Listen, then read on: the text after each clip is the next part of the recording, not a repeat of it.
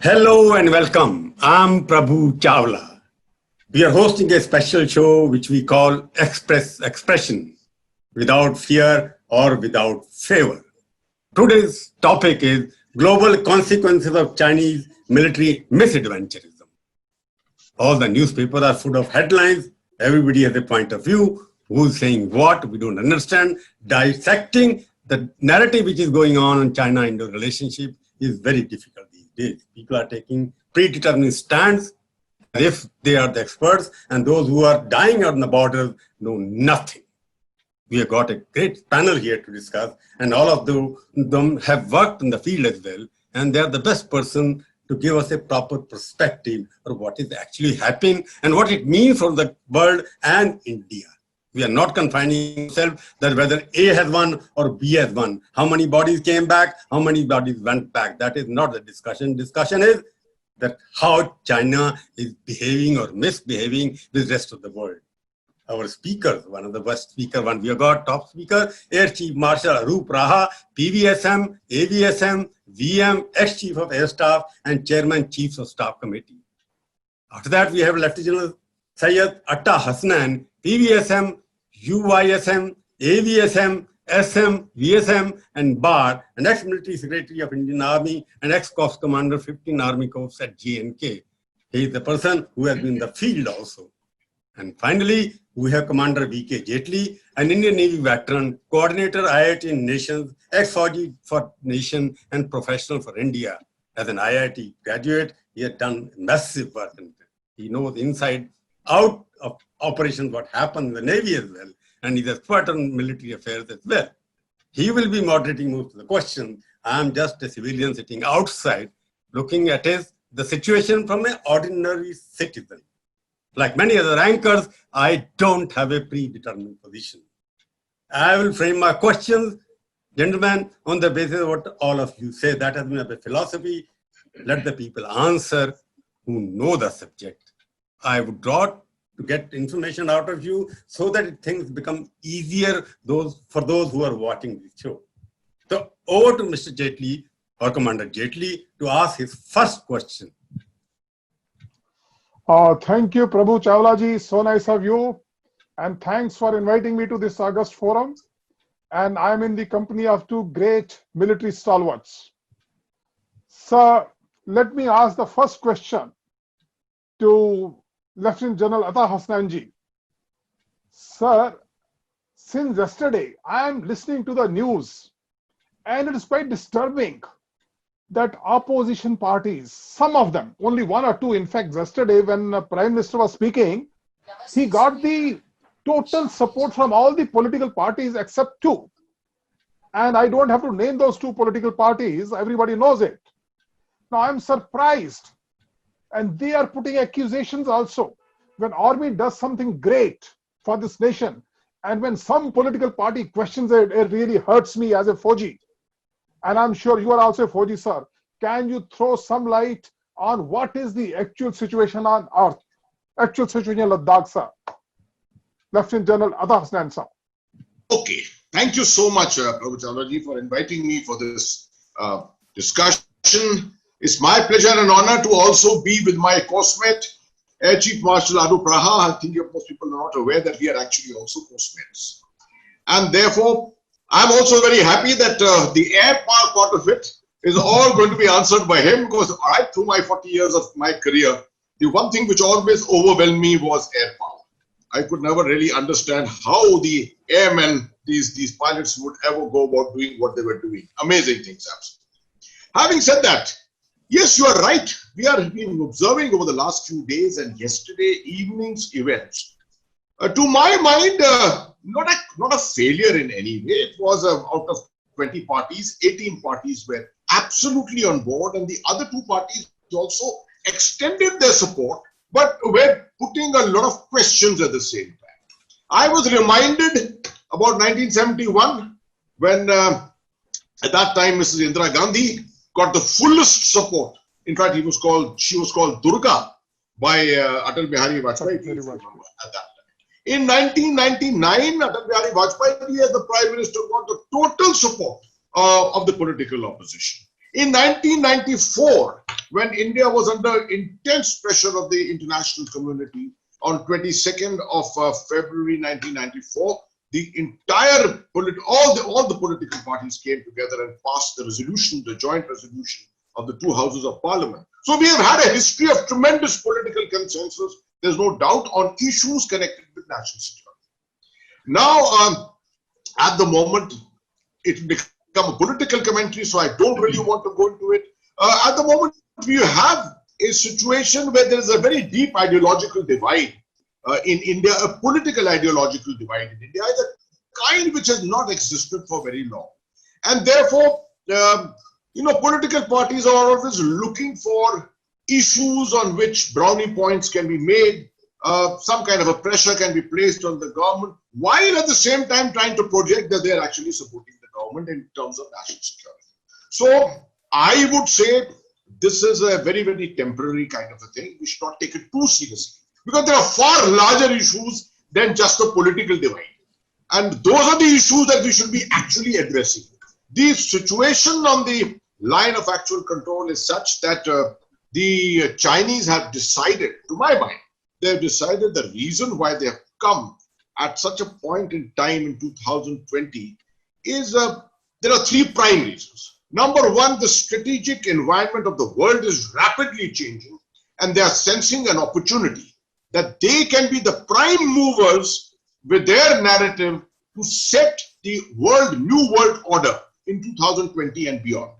And sensing this opportunity, they are feeling their way around. You can see it's happened with Taiwan, with Hong Kong, with Vietnam, with Malaysia, with Australia, and they're doing it with India as a large neighbor, where they feel that this message will probably go out to the world best. Number two, the second very important aspect is the issue of the deficit in their own image that they probably perceived after 2017, the end of Doklam, where it was perceived in India and around the world projected that the Indian army had probably bested the PLA at the border and stopped it in its tracks. This was something not acceptable at all. And of course, connected to it is Xi Jinping's ambitions of fast-tracking the rise of China much faster than what has been laid out by the 19th Congress of the Chinese Communist Party, which is essentially looking at 2035 and 2049. So these are some of the prime reasons, and at the tactical level, the Chinese probably thought that with the ramping up of India's overall military capability, infrastructure, everything put together, opportunities were getting lost now, and if they allowed India's strategic confidence to build up in such a manner, then perhaps it may become too late to impinge their capability, their power on India to show it that it is second best. So these are the broad reasons why I perceive why the Chinese are doing what they're doing. Sir, I was told that this Daulat Beg airport, the landing facility for the aircrafts, question to Air Chief Marshal Arup Rahaji, that airport has instigated China to a lot. They are really disturbed with the presence of that Daulat Beg airport, which has been commissioned some time back. You want me to say something on that? Yes, sir. Yeah. Yes, sir. Yes, sir. Okay. One of the reasons, in my perception, why the PLA, instigated by its own political leadership, the Communist Party, has orchestrated this event, the standoff, etc., is the DBO itself. Daulat Beg Oldie is a very strategic advanced landing ground. We call it ALG because it is so strategically located in this region, which is so close to the LSC, just about 8 to 10 kilometers. And the strategic road that Border Roads Organization is constructing, which is 235 odd kilometers long, and it is reached close to DBO or this area, Galwan River, Shyok, along the Shyok River. They are now feeling threatened that DBO would play a very important role in operations of the Indian Army in this area, in terms of reinforcement, air supply, bringing in logistics, arms ammunition, manpower, everything. So that is one of the reasons they want to make sure they occupy strategic heights from where they could keep DBO under observation and also disrupt operations from there, even during peacetime if required, when the buildup is taking place and things like that. So that is one of the reasons. But let me tell you what DBO's importance is and how difficult it is to operate from there, from the air warrior, airman's point of view. DBO is the highest landing ground in the world. You know, the Indian Armed Forces are renowned for operations from everything so difficult in terms of terrain and climatic conditions. Nowhere else in the world you'll find such natural, I would say, challenges. So DBO is at an altitude of 16,700 feet. And it is a dust track, well maintained to my mind by the army, engineers basically, because an aircraft landing there, you have to prepare the surface. That's what they do, and make it fit for operations. Being at almost 17,000 feet, where the atmosphere is so rarefied, very little oxygen that you require actually oxygen when you go there, and all of a sudden you land up there in an aircraft, you have to use oxygen from the bottles. Yes. While others are acclimatized, they can stay there without that support of oxygen. So landing and takeoff from there is not permitted by any aircraft manufacturing company of the type of aircraft, because it exceeds the limitations of the envelope of the aircraft operations.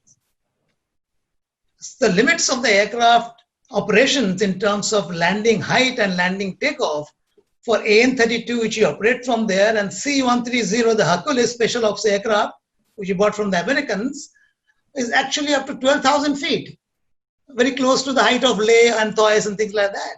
But to operate from 17,000 feet, which is another 5,000 feet additional height, it is actually barred. It is not allowed, because it will stress the aircraft to such limits that you might have damage to the aircraft structure, etc.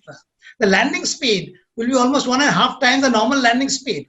If at the sea level, your landing speed 200 kilometers for an AN-32, it will be close to 300 kilometers.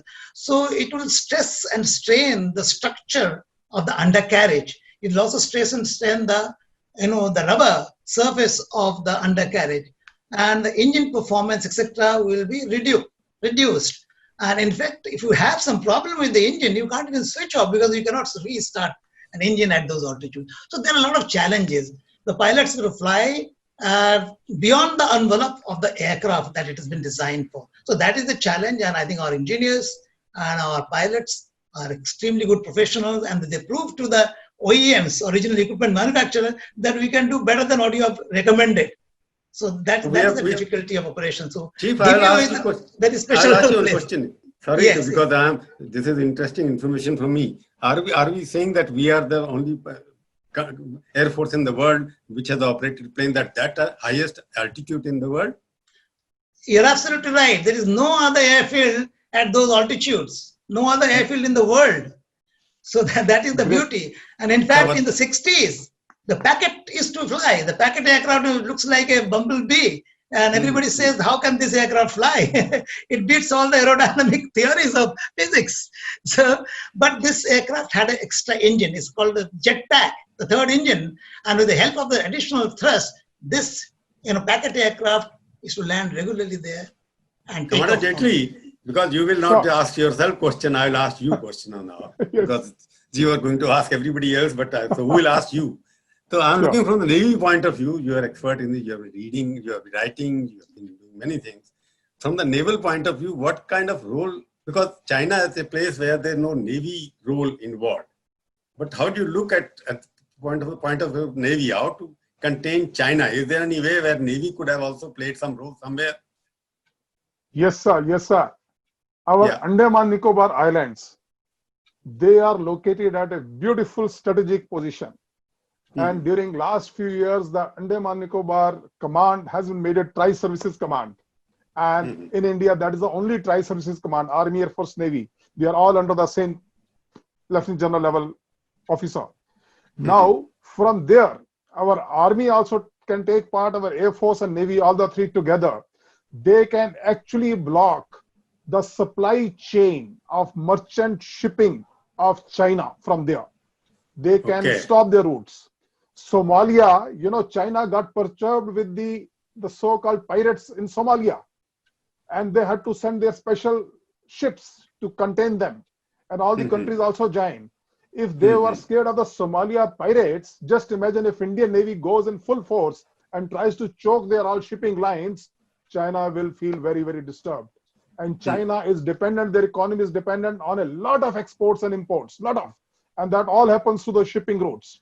So Navy is important in that Andaman Nicobar. They Yes, can sir. block everything Yes, sir. there. It's we are very well located. Can If I may add, add to that? Please, if I may add, there Salman. are two important straits, the Malacca Strait Malacca. and the That is in Sunda Singapore. Strait, and there is one more.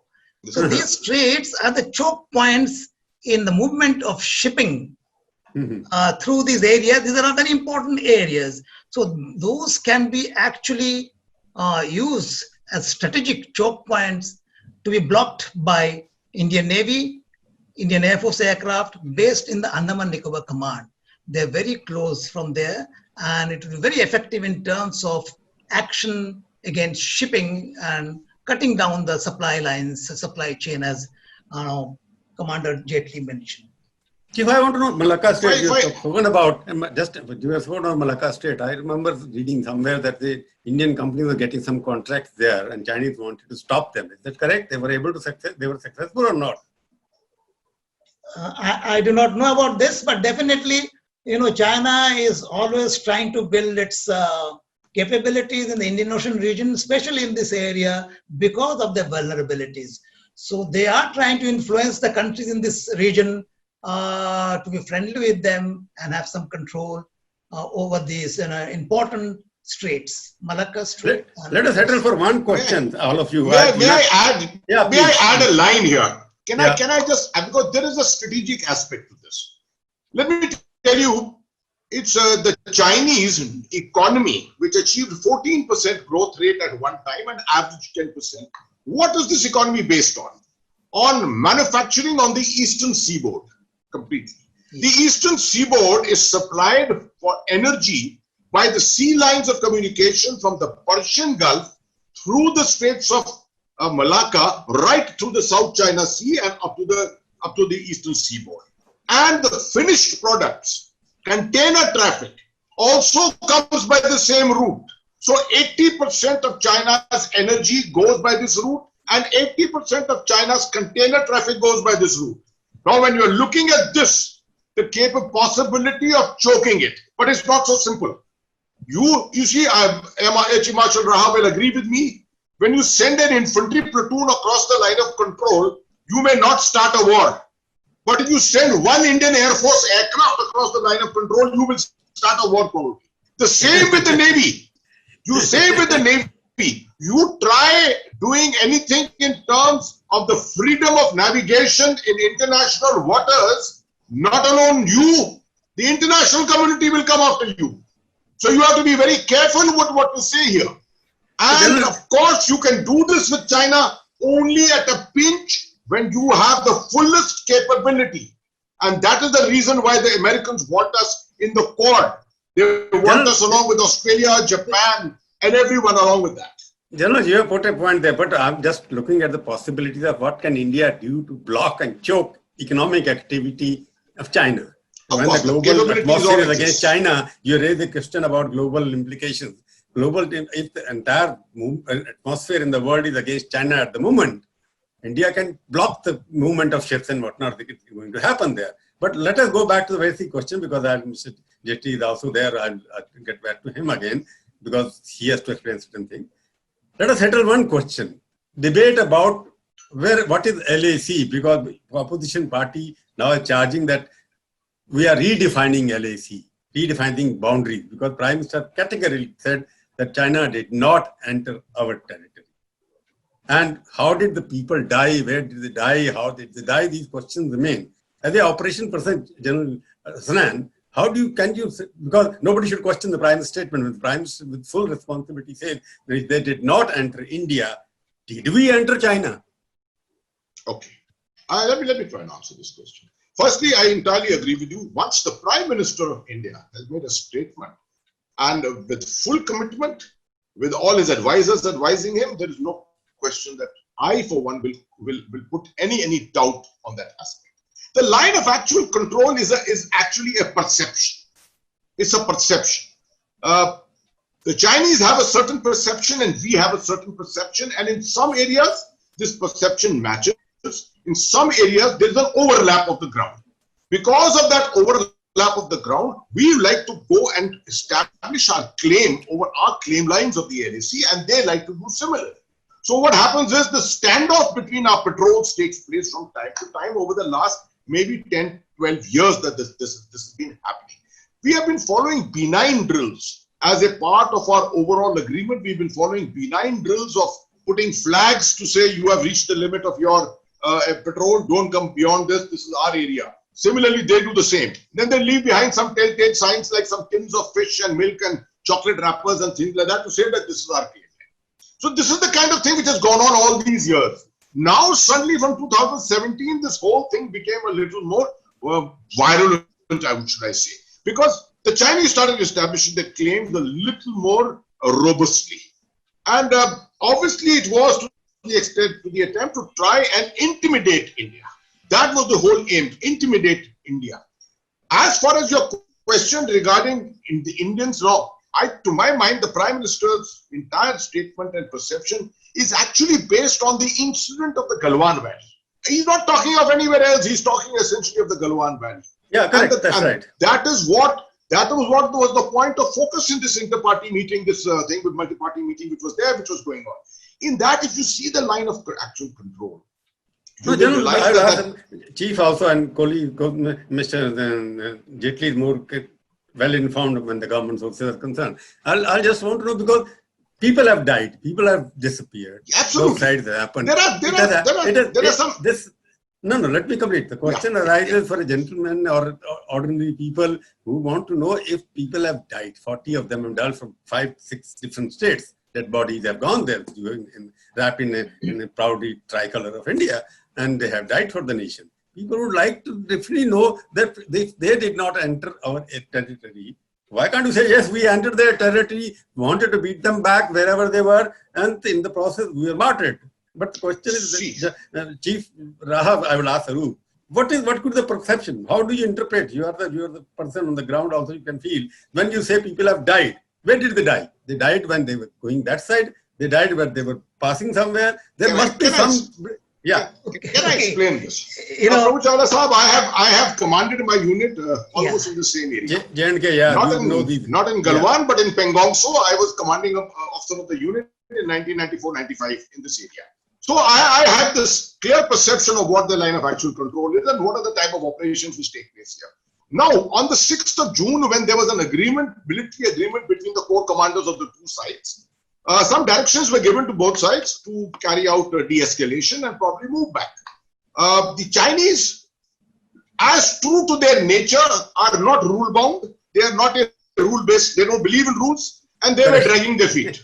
Yes. So obviously, our side was a little more impatient on it because we believe in implementation of rules. And that is the reason, to my mind, there has been no inquiry, nothing so far, but this is what I gather, that the commanding officer was probably given directions to go and negotiate and tell them to go back.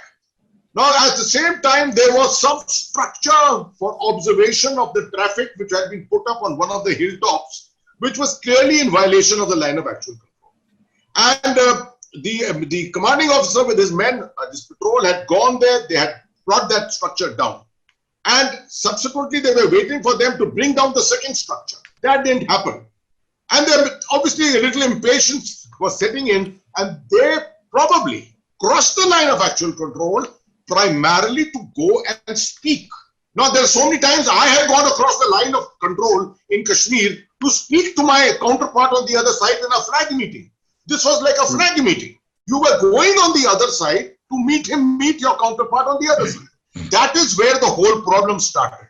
Now, the Chinese are very awkward people. First of all, the language is a major issue. There must have been an interpreter there. But despite that, something something sparked off.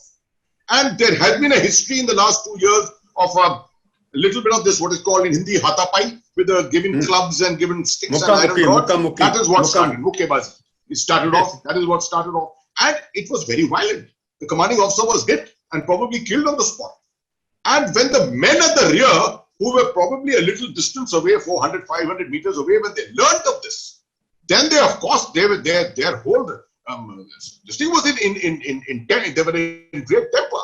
And you will find it's not a single unit, not 16 Bihar alone. There are men from different units. Air Chief Marshal, please you tell us what is your information. Then I asked Mr. Jaitley okay. to explain, Commander Jaitley to his sources, what are they telling you? Right. Understood. As General Ata Hasnain mentioned about the LSE, its perception, the border management protocols, and patrolling protocols, policies, non-use of weapons, all these things are in place, mutually agreed. But as he also mentioned, that you can't trust the Chinese. They are always up to something, and they have no rule-based operations. It is not, Mahabharata, you go by the rules that you set. So I think it is a trap. They actually stabbed our people behind the back. I do not have much information, but so much I've read in the social media, the strategic analysts, the interpretation of various satellite imagery, but nothing much has come from even our government, our spokesperson, but what exactly happened.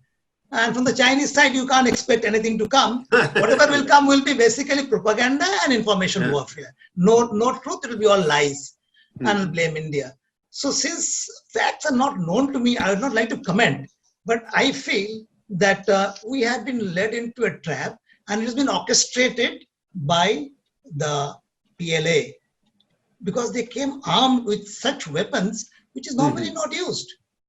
So if they knew it, then our people would have been ready. Why should our army personnel be not ready to take them on under normal circumstances? But it was very special circumstances which was orchestrated. So therefore the injuries and the deaths. And I believe the ledge gave way. It's a very treacherous terrain.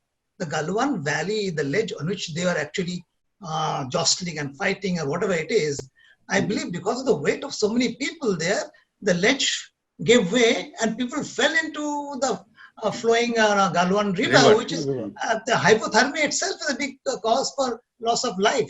And it was getting dark and people are fighting each other. There is no time to retrieve them maybe. So that is the reason to my mind. I really do not have the facts, so I'd not like to comment beyond this. Sir, one question I want to ask you, sir. Commander Jaitley, I'm putting a question because you have your own sources of information being collected. Question is because I'm still not clear whether they entered or did not enter, because something has happened which led to the scuffle or whatever, mukkebazii you call it. In the process, we lost 40 Jawans and martyrs. Then question arises here, is the LSE so flexible that it can change hourly basis, yearly basis? Is there a defined LSE on the map or not? I don't think it is there. LSE, as there is a buffer zone also, LSE, if Prime Minister says nobody entered here, so we believe nobody entered here. So something has happened, it must have happened on the other side. If Chinese are trying to confuse that LSE is a flexible line which can be changed overnight? I request, Commander Kohli, come on. Okay. Sir, this LSE thing can best be described by our Lieutenant General Ata Hasnain ji, that how many kilometers it is marked and how many kilometers it is fluid, as he was explaining. I think we will request him to explain this, General Saab. General Hasnain, I'd also request you to explain salami slicing tactics and strategy followed by the Chinese to nibble away on our territory on the LSE. You see, there's a lot of confusion between the line of control and the line of actual control. The LOC, which is 750 kilometers long, starting from somewhere near Akhnoor and ending up almost near Siachen. This is a well-delineated line, demarcated, delineated, maps exchanged, signed, and the signatures of no less than General Prem Bhagat exist on the Suchetgarh agreement. And that is why there's no dispute on this. There are one or two places here and there where there's a little give and take with the Pakistanis. But by and large, it is like this. And of course, it's manned. The 750 kilometers is manned, except for the small gap, one or two gaps here and there. Here, on the line of actual control, the system is very different. Here, there's no demarcation. 1993, when we signed the Treaty of Peace and Tranquility with China, one of the first major issues in it was, let's get down to demarcating at LAC, so that you don't cross this side, we don't cross that side, and we can negotiate in peace with each other. We don't have pinpricks and triggers taking place from time to time. The Chinese just did not want to do this. Now it is 27 years since then. We've had 22 meetings of the border protocols committees. They have refused to discuss the LAC. Maps were exchanged once in 1996, I believe, and subsequently they were taken out, and there were no further discussions were held on this. So we may give a map with a certain perception, and they have a certain other perception. And I told you, there are overlapping areas in the middle. And there are large tracts of territory like this. This also exists in Uttarakhand, in Himachal Pradesh. Sikkim, of course, is a broadly settled border. There's nothing very major there. They are trying to up the ante in Sikkim for different reasons now. And Arunachal is all based on McMahon line. That, of course, is also disputed by them because they say this is illegal because it was signed by the Tibetan government, who was not really authorized and which was never a part of, which was never really an independent state as per the Chinese. So this is the broad idea about the line of actual control. It is a fuzzy line as far as the paper is concerned, but Chinese perception is clear, our perception is clear. The two perceptions do not meet. These perceptions do not change every day. The Chinese keep attempting to change it. Now the aspect of salami slicing is, certain years come, occupy a certain area, let the discussions continue over it, let the standoff continue over it, move back up to a certain point. You may have moved 500 meters inside, but move back only 400 meters. So 100 meters is occupied. This is the essential aspect of salami slicing. Right? Gentlemen, and over a period of time, since it's not Air Chief Marshal wanted to say something. Yeah, please. No, basically that salami slicing is the tactics or the strategy that the PLF follows, because they don't want to settle this till the time other big issues are settled, which are quite different. It is not about land. It is not about how they're deployed there, but it is about bigger issues, which to my mind, like the perception they have about India, the way they want to put India down, the Dalai Lama's presence in India, the exiled Tibetan government in India, located in all these issues are very important for them. So till the time those issues are settled, to my mind, they'll continue to keep it alive and they'll keep needling us in this fashion. That is my input on this. I have read something. I have read something in the social media also, and it's not verified, that there's some kind of internal dissensions against their leader there now, which is happening there, and maybe it may be a diversionary tactic, get India involved, because that's what happened in Pakistan also. When the Pakistan leadership in trouble, they started troubling in some kind of Kashmir. Do you think that is because the local leader, their boss is in trouble there because he's not been able to handle the economy well, even the pandemic he has failed to handle, he's coming back. If there is a connection between domestic politics and adventurism and misadvantage of the Indian borders? You want me to answer that? Okay, Air Chief Marshal, please. Okay, right. I just wanted to tell you, in my perception, there are 5 basic causes, immediate causes now, which has actually been the reasons for them to orchestrate this event. Okay, first of all, they don't want India to build that strategic road. Okay. So whenever we construct anything useful, infrastructure on our side of the LAC, well inside normally, they will raise a hue and cry. They want to sort of bully us in stopping that activity there. But it is not so when they do it on their part of the NTR, Tibet's autonomous region across the LAC. They build so much of infrastructure. Airfields have been built, okay, quite in depth, I would say, not too close to the LAC. They have built extensive network of roads, the lateral roads, the axial roads. They have access right up to the LAC. So it helps them in quick mobilization, supply chain, supply management, logistics, troop deployment, and they can sort of get into a battle gear with ease, with reinforcement, etc. But we do not protest. But whenever we do it, there is a hue and cry because of this reason. One, so they didn't want us to build this strategic road, which is actually a very important road. Second is DBO, I mentioned to you, is very close to that area. It has got importance in terms of logistic supplies, deployment and reinforcements, etc., etc. Third is, as you said, they're trying to divert the attention of the own public who are so dissatisfied with this present regime, especially so when the entire Chinese population, people all across the world, their diaspora are being threatened because the dislike the world has developed toward the Chinese, the distrust or the mistrust they have developed because of the Wuhan virus pandemic. So they are in a corner. Now they are trying to play this game to the gallery, that means for own internal consumption, to make sure that they prop up the image and the narrative about the leadership of the CPC, as well as their president, the lifetime president, and the invincibility of Xi Jinping. So that is the third reason. The fourth reason I'll tell you is that they do not want India to cozy up to the US. They're already fighting a battle with the US on various issues. Trade is one, and now after the Wuhan virus, when America has suffered the maximum, most probably the whole world has suffered, they want to hold China accountable for what they have done, for the opacity. They want to take the responsibility for what they have done to the world, destroyed the world's economy, and death and destruction, to my mind, and livelihood.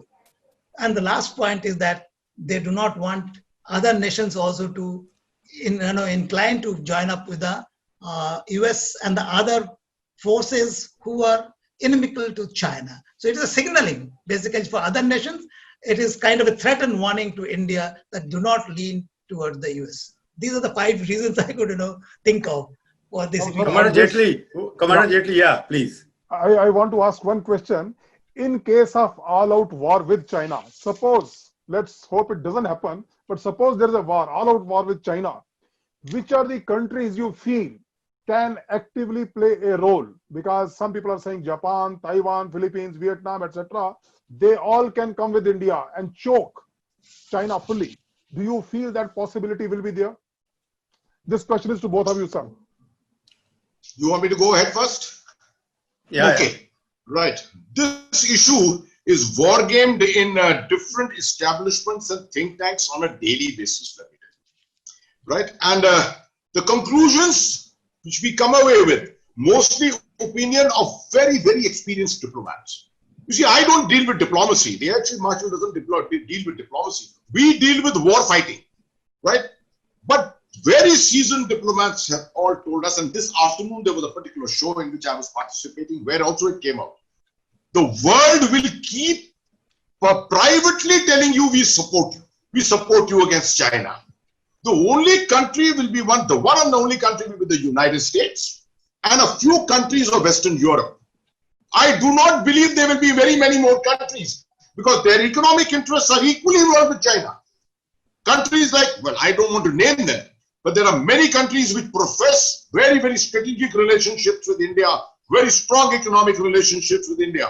But I am convinced, and so are most of the diplomatic community in India, that when push comes to shove, ultimately you will find that publicly they will not support India. What about Marshal? Yeah, I totally my thinking is on similar lines that of the General here, Atta, my friend. So it's like this: when you have to fight, even the best of friends, we have the friendship and collusive power, two powers, our two neighbors. Did China come to the help of Pakistan in 1971? Even now they'll not come because nobody wants to get into combat where their own troops' lives are involved. As Atta mentioned, maybe the Americans. But I think, to my mind, as an independent, with strategic autonomy that we are looking for, we will have to fight this war ourselves. You do not expect anybody's support, anybody's help, anybody's putting their troops on ground with us, or the Air Force or the Navy. it is better to be on our own. So therefore, we have to build our capability. The CNP, comprehensive national power, both soft power, economic power, human resources, space, IT, cyber, AI, everything, as well as the military power. If we have a very good, powerful military, then we'll be able to deter the adversary. And even now, I think we are quite well off to take on any aggression by China and give them a bloody nose. In fact, the whole world is looking at us, that we stand up to the bully, to the belligerent, PLA and the Chinese leadership, and they'll learn a lesson, because if you stand up to a bully, they will always retreat. And if you give in, they'll sit on your head and you will suffer the consequences. And they General, let me hear from you also, because you are saying that nobody will stand by us except US. They are 12,000 kilometers away from us. In that situation, how are we placed in terms of military might, defense might vis-a-vis China? Because the perception is they are much bigger. They are also nuclear power. We are also nuclear power. But when the push comes to shove, at that point in time, is India capable of defeating? I would use the word defeating, final word. Is able to control Chinese aggression, because they are always taking chances and creating trouble for us. Is India when it comes like Pakistan war, like the Chinese war, because we still have not got out of those war defeat which we suffered early 1962. So that is still fresh in the people's mind. The China may create that kind of problem. Later on, of course, we got better of them until 1967. But what do you think? If it starts now, are we capable of stopping them or pushing them back? Right. This is a very, very significant question for this program of ours. It is not 1962, as you very correctly said. After 62, we experienced 67. And you saw what happened in 67. Sagat Singh, the manner his leadership, which established very clearly, given the will, given the leadership, and you will be able to deliver. Came to 1986. Let him speak, let him finish. Mr. Jaitley, let him finish. Sir, very few people know about 1967. You speak after that. No? You speak. 1967. Then 1986, Sundaram Chu. 6 months to a year almost. Jan Sundarji's leadership at that time. We held on. We made sure we showed eyes to each other. There was no shots fired, but they went back. So it's not that we are incapable. We have a capability today. We have invested a fair amount. We may not have achieved the optimum levels yet. We have ramped up our infrastructure, particularly in Ladakh. Eastern areas, we still need to do a lot more. But push comes to shove. In initial border war, now that's what I want to classify. Wars can be of different kinds. If you only have a border war, limited border war, India will hold its own completely. I'm assured completely of that. But when you have a border war and you are on the verge of defeating a bully such as China, that border war is going to probably flow over into a general war. And that is going to cause a problem to you. Because you see, they are better in terms of missilery, they are better in terms of technology, cyber war capability, and things like that. So comprehensively, a long drawn-out war of this kind, India will probably hold its own. But at the end of it, a general war may not go entirely in your favor in the manner that you would like to see it. Air power is one thing which will hold its own, and that I leave to Air Chief Marshal Rahat to explain. Yeah, that's why I'm coming to. Commander Jaitley, you wanted to say something about 67. Yeah, I just wanted General to tell about 1967 what happened. We gave them a big blow. Yeah, you see, 1967. That everybody knows, but the question is, we gave them a big blow and they would never forget it. 1986, again, as he rightly pointed out. The figures were 85 Indian soldiers killed and over 350 Chinese killed. Yes. Yeah, and they don't remember, they won't forget that bloody nose at that time. They got it. I will ask the Chief Marshal again, because air cover is more important in such wars. And are we equally equipped to give the air cover to our army which is fighting on the ground? 1962, air power wise, Indian Air Force was better than the PLAF in terms of the equipment, the vintage, the tactics, etc. And the capability, of course. But we did not use it because in those days, there is a fear that if you use air power, then the escalation matrix cannot be controlled. It is going to be full-fledged conflict. But it is not true as of now. You can always use air power, and you can always control the escalation matrix as well.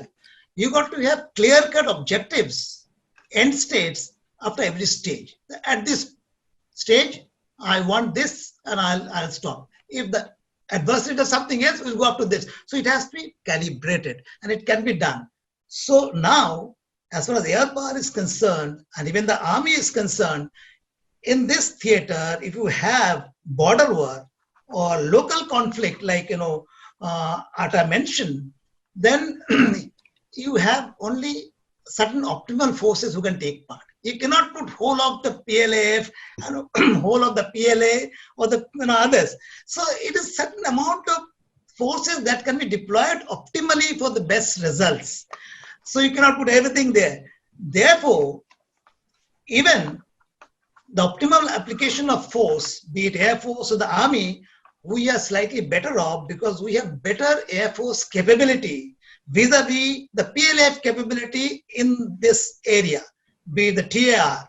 We have large number of airfields in the plains all across, right from the north, western border to far east, eastern border. And so we operate from the plains.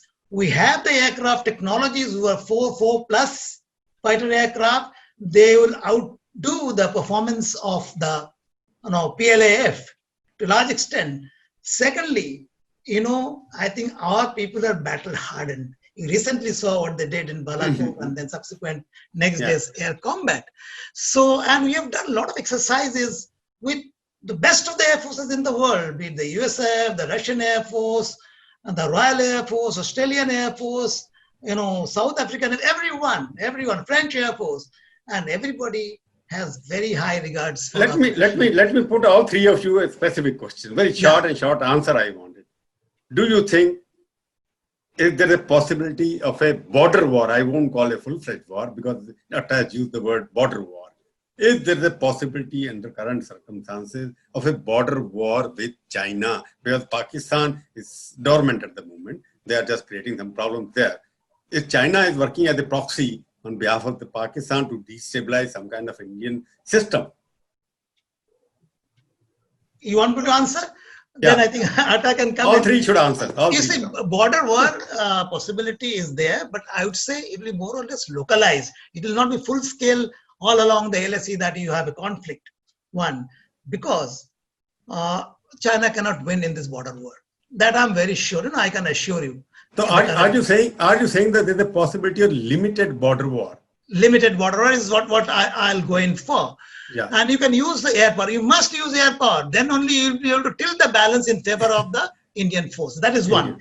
Second, is that in case it's a full-fledged conflict all along the border, and then it goes into a full-fledged conflict, the loss to both the countries will be immense.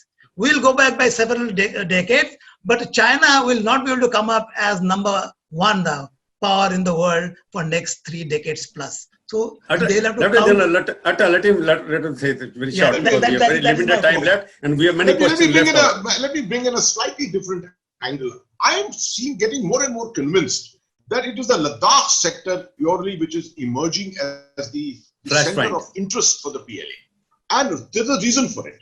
Because of the border with Gilgit-Baltistan, the Ladakh on one side, and which is we count as Ladakh completely, this is the area where collusivity between Pakistan and China can be most intense and most optimized.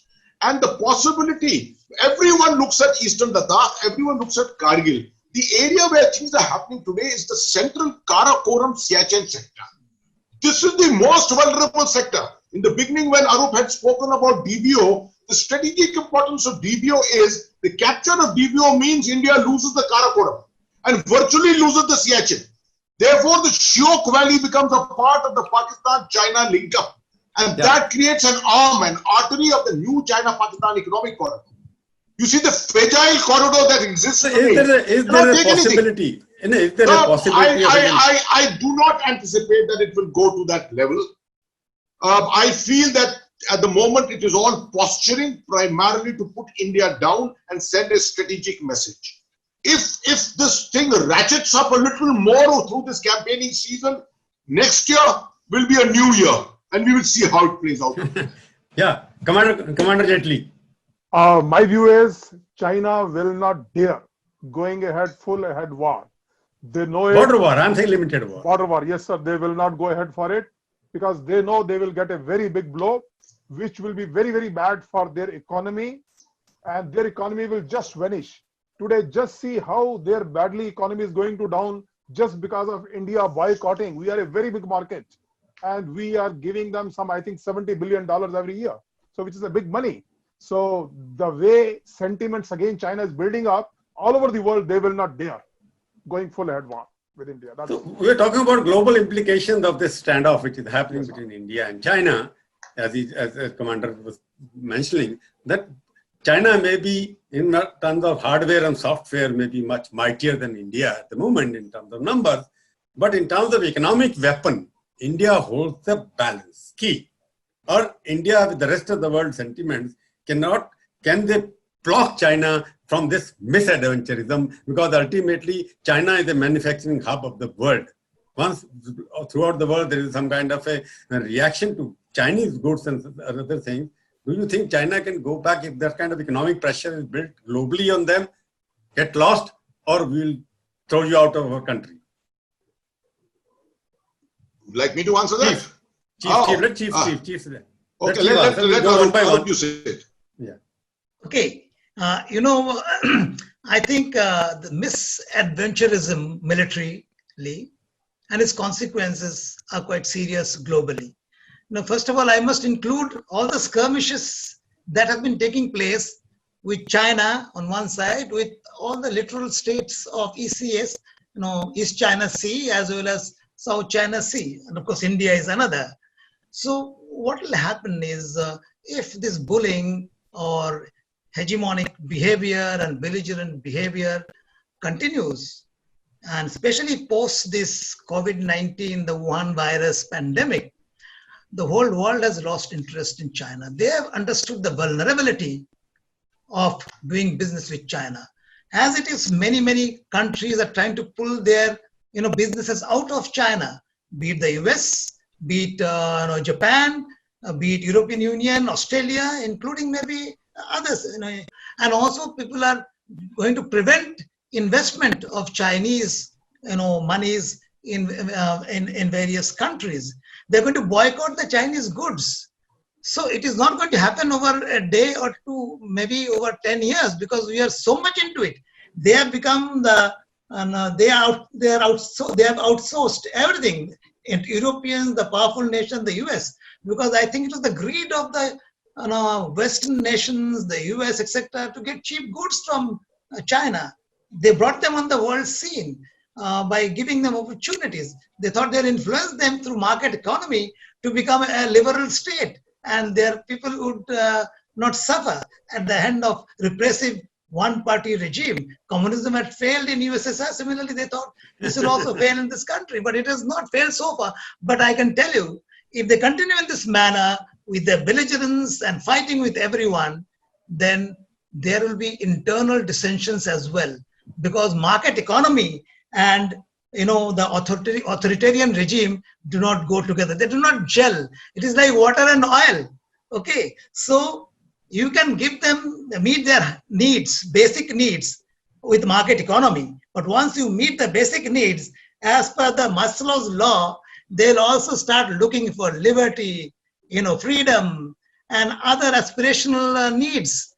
That is repressive, authoritarian regime cannot provide. So there are a lot of dissensions, and they are already suppressing a lot of minorities, be it the Uyghur Muslims in Xinjiang, Tibet, Hong Kong, etc. There will be an eruption, I can tell you. Balkanization of China is very much on the cards if they continue in this fashion and deal with the world in this fashion. No, I will ask General Atas, because there's a question coming, because we are discussing economics here, boycott of Chinese goods and everything. And there's some kind of a new nationalism in this country, which talks about everything and looks into this kind of perspective. And China has been a permanent enemy of India in terms of whatever you want to call it, rightly or wrongly. There's a question here, is it truly possible for us to boycott Chinese products without angering the PLA into doing something drastic? Sorry, there was a little audio break. Can I just Yeah, have they the are question? saying there's a question: is it truly possible for us to boycott Chinese products without angering the PLA reaction into it doing something more drastic than what they are doing now?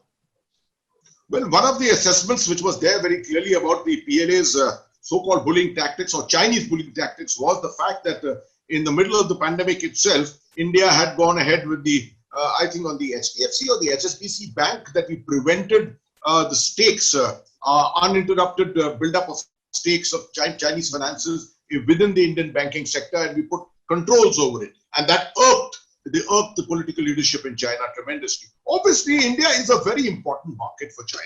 350 billion middle class or more, a huge $1.3 billion population. So it's not easy to wish away India. But at the same time, I think India will have to be serious to do its studies clearly. Today itself, I was reading a couple of analyses which say it could be a double whammy for India. With the COVID situation and the downturn in the Indian economy, and now breaking supply chains coming out of Eastern China, etc., may not be the most appropriate time. And therefore, if we deny China suddenly the economic activity within India, it may actually bounce back on us. So I'm not an economist. I think we need to do a very comprehensive study on this. But the PLA, I don't think is going to be irked by something like this. The PLA is very clear. The PLA is very clear. It has got certain strategic objectives in mind. One of the major objectives which has not emerged in this discussion so far is to keep the Indian armed forces, the Indian strategic community completely focused on the Himalayan belt, so that we continue building up our land forces, we continue building up our infrastructure, spending all the money there, because the actual threat that China perceives is in the ocean, in the maritime zone. And that's the area where we are not developing and ramping up our capability, which is why I am actually batting for the Indian Navy. Yeah, Commander, you tell me what is your reaction on it? Because you have the votary of boycott Chinese everything. I am a votary of boycotting Chinese good by the public. As far as Government of India is concerned, they have to follow certain rules, regulations, which they have signed in WTO. They cannot go beyond that, but still within the rules, regulations, let them continue to behave.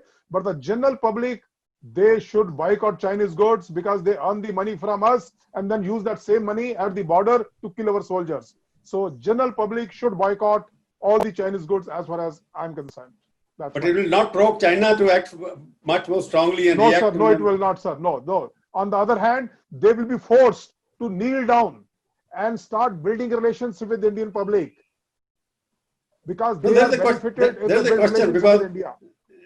Commander Jaitley, there's another question which is addressed to you. In fact, they are saying, ask Mr. Jaitley, is the Prime Minister soft paddling on the China issue because he's close to after the meeting last year and so on, 18 meetings have been held between the two. And after that, this is what he has given to Mr. Modi, who has unrolled the red carpet for him. Sir, it is like that. If I come to your house and I have full intentions of building a relationship with you, building friendship with you, but you stab me in the back, is it my mistake or your mistake? It's obviously you have to be blamed. So Modi cannot be blamed for this by extending a hand of friendship with China. Modi tried his best to build relationship with all the countries surrounding areas, in fact, all over the world. And he has been very successful, even with the Muslim world. So many Muslim countries have given awards to Modi ji, which no earlier prime minister has got it. So same with China. He started to build very good relationship with them. But then it is they who have deceived us. It's just too bad. Lieutenant General, I'll ask you one question which comes to my mind immediately. You see what Nepal is doing, and Nepal is controlled by the communists these days, and Pakistan it is silent. Do you think now China has adopted its leadership role, like creating some kind of a trouble for India through Nepal, through Pakistan, and they directly themselves? It is some kind of a design behind it? Well, probably the string of pearls theory is old enough, it's 30 years old. And the building of relationship with Sri Lanka, Bangladesh, Myanmar, Nepal, Pakistan and Seychelles and Maldives. All this has been a part of the strategy. There's been a give and take. We have done well with Sri Lanka. We have done well with Maldives. We are doing well with Bangladesh. Unfortunately, with Nepal, it hasn't really worked out, and somewhere things have gone wrong. We need to retrieve that relationship. Do you see whatever is the ideology? Do you see Chinese role there? Definitely, absolutely. When the chief of the army staff mentioned this aspect very bluntly, Nepal obviously reacted very, very negatively to it. But let me tell you, Pakistan on one hand, Nepal on the other side, all this is a part of the overall salami slicing strategy. The whole salami slicing strategy to keep India on tenterhooks throughout and not resolve anything with India. Chief, I will ask you the question. Let us Can I elaborate on that a little? Yeah, I'll add that. You can explain whatever. But the specific question is the Chinese, this problem which is starting in Dokulam, now it is happening in Ladakh, what they are doing. And is it they are trying to work, they are trying to wage a proxy war or some shadow war, the indirect war or whatever on behalf of Pakistan also? You see, the Pakistan has been their proxy state. Their policy is very simple. Keep India engaged and focused on Pakistan. That means the whole world will equate India with Pakistan. It has been our fault as well. In the past, we've been doing so ourselves. I have been asked so many times by various people that we'll be able to take care of Pakistan. I said, don't talk about Pakistan. So I'm putting differently one question. So, can we you can complete your thing. I'll put another supplementary there. Is it right to say that Pakistan, by giving so much of concession to Chinese, entering through them, building roads, going to other parts of the world through Pakistan, are they demanding that, okay, we can't fight India, why don't you create trouble for ourselves? Is Pakistan using Chinese to create trouble with India? It is there working in collusion. And what you say is absolutely true, that this is how they are playing a game against India. But they are making a huge mistake, I would say, Pakistan. They lose their, they will be in a debt trap very soon. They lose control over the assets, which will be built by the Chinese, which has happened in many other states. So if they want to do good for themselves and not be determined to give 1,000 cuts to India and destroy themselves in the process, then I think they should be very careful about dealing with China. Yeah, this has happened in Africa. African nations, Chinese have got there, given them a lot of funds, built infrastructure. They are trying to get their natural resources, minerals, timber, etc., basically through very, shady deals, corrupt practices. Unfortunately, the leadership in some of the countries are not so clean. This is a BBC report I have read, and a very thorough one. And now they have realized that they are getting into debt trap and they are going to lose control. And once they want to come out of this grip, the Chinese become extremely vindictive against them. Let me ask three of you very specific short question because we're concluding now. I want to ask you, what should India do at this situation? Prabhuji, if I can start, but I will take a little, you can edit it out if you like, but you can tell me. No, I won't edit anything. What I want to bring, something which is not emerged in our discussion, the basic Chinese strategy, the basic doctrine.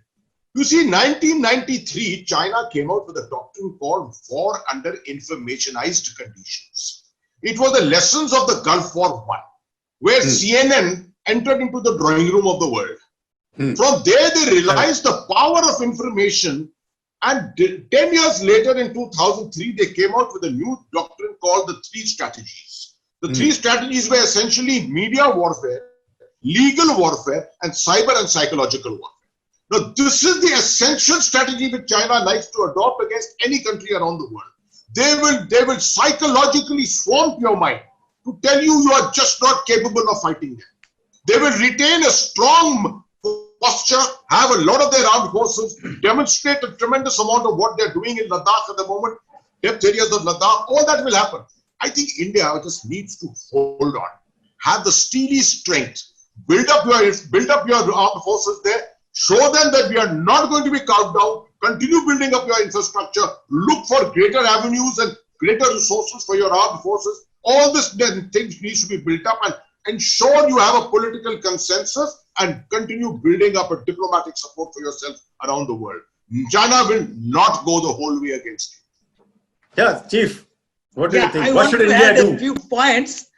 What should India do? Because one thing which you are referring to, that Yeah. India should be much more communicative. Do you think that Yes, India should yes. have a much more transparent communication strategy when it comes Right. to China, which is Yes. who's expert in misleading the media and everybody else? Absolutely right. We have to stand up. We have to call out the misdeeds of Chinese, which have been very shy to mention. They have done so much against us, arming Pakistan with nuclear weapons, building road the CPSC through the POK. So everywhere they have snubbed us, and we are trying to be friends with them. Actually, I think we need to stand up. But there is a psychology working, the perception that the Chinese have about India. That is very important. I must tell you this. Just I'll take 30 seconds. The Chinese perception, the mindset, and narrative about India is very, very poor. One, they have disdain for Indian democracy, Indian economy, Indian culture and values, Indian civilization, India's economic power. Disdain. Just mark my word. They don't feel that India is a competitor. They don't even think that India could be an equal and sit along with them at the high table like the UNSC. Okay, with a bit of power. So that's why they're against it.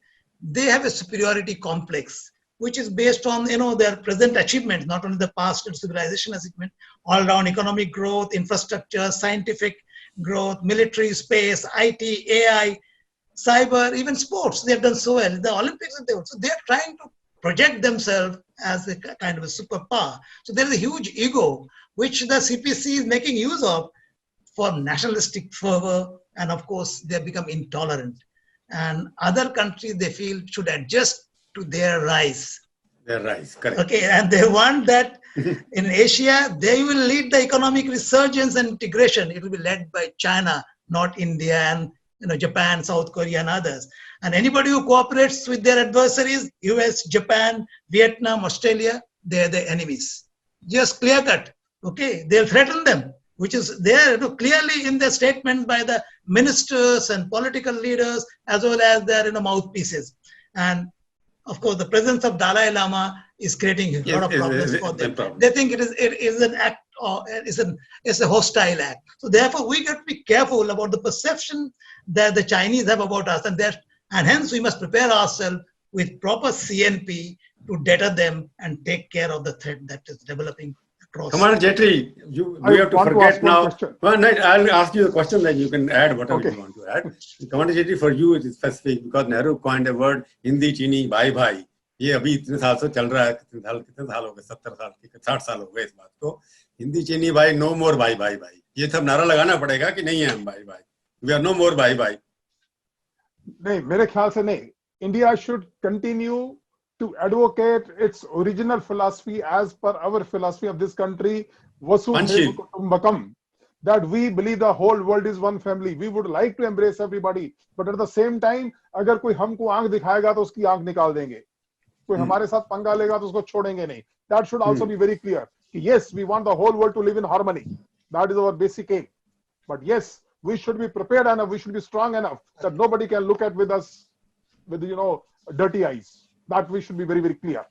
And I am of that opinion. We should not say yes, Hindi Chini bye bye. We should continue, but at this time, Hindi Chini bye bye. BYE. Bye bye. To their product particular. Atta, that you give the final word. I'll give you another small question after that. When we'll conclude after this. I strongly, as I already spoke earlier, I strongly believe that a bully needs to be bullied back. And the moment you show your weakness at any stage, at any place you will, he will climb on you and continue expanding his expansion into your areas. So I don't think we are a weak nation. We are a strong nation. We've got enough. We've got a good willpower. We have a strong political leadership. We've got a good political and democratic culture. Economically, we may have a downturn at the moment, but it's just waiting for us to bounce back. I'm sure that will happen. I think we need to hold on, but one aspect we need to really ensure we get hold of. We need more support for our armed forces as far as the budget is concerned. I think you cannot afford to think that you can defend your country by the 1.5% budget that you allocate to your armed force. That is unrealistic. That is That defense should be budget, the of course, is message very you go. limited, not coming up. Last question I'll ask you, as you rightly pointed out, India has got a strong political leadership, which is most popular leadership according to all polls so far. Don't you think Mr. Modi trusts too much, Chinese trusts too much, and they have betrayed him, stabbed in the back? See, Prabhuji, what happens is, if you remember in Say one 2014 small, not, you're speaking like a diplomat, not like... No, I'm going to give you a clear-cut answer on this. I'm going to give you a clear-cut answer. 2014, when this government came into power, as far as Pakistan was concerned, they did nothing with Pakistan. The first attempt was with China. Build bridges. Economics is the future.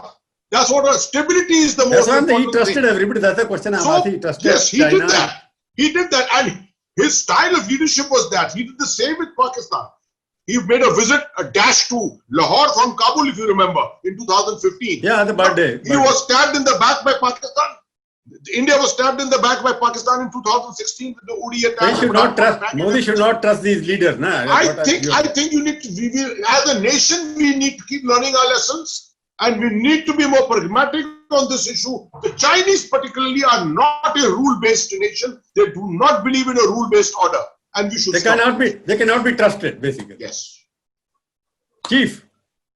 Yes, while I advocate that we should stand up to a bully, build our overall capability in terms of military power as well as economic power, but final solution to my mind would be to have good neighbors. Relationship with neighbors. No, I asked you the question whether Modi mistrusted. Oh, about Mr. Modi, okay. okay. Misplaced. Right. Sorry. Okay. Now, I think, every new leader will try his style to influence our diplomatic relations. We know what are the burning problems of the nation in terms of, the border problems, Pakistan, China, and others.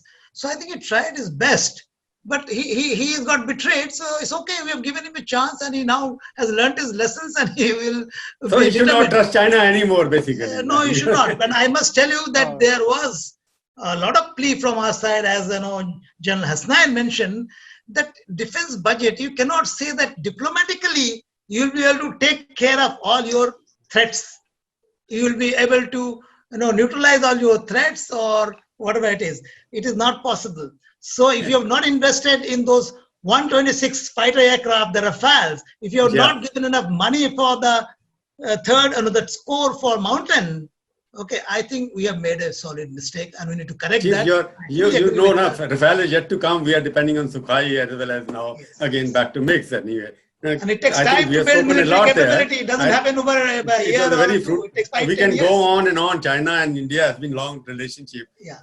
They are going through hills and valley. I think all of you made a good point. Common point seems to be that we should spend more money on the defense. We can't do anything diplomatically all the time. Diplomacy sometimes fails, sometimes it wins, but we have to spend more money on defense. You cannot mitigate the threats through diplomacy alone. Right. And second is, China cannot be trusted. Prime Minister Modi should look at other ways of telling China, okay, enough is enough. Time has come for us to stand back or face us. That is what the conclusion comes from this discussion. Thank you all of you very much for participating. Thank you very much. Thank you, Mr. Chawla. Thank you, Jaitley. Thank you.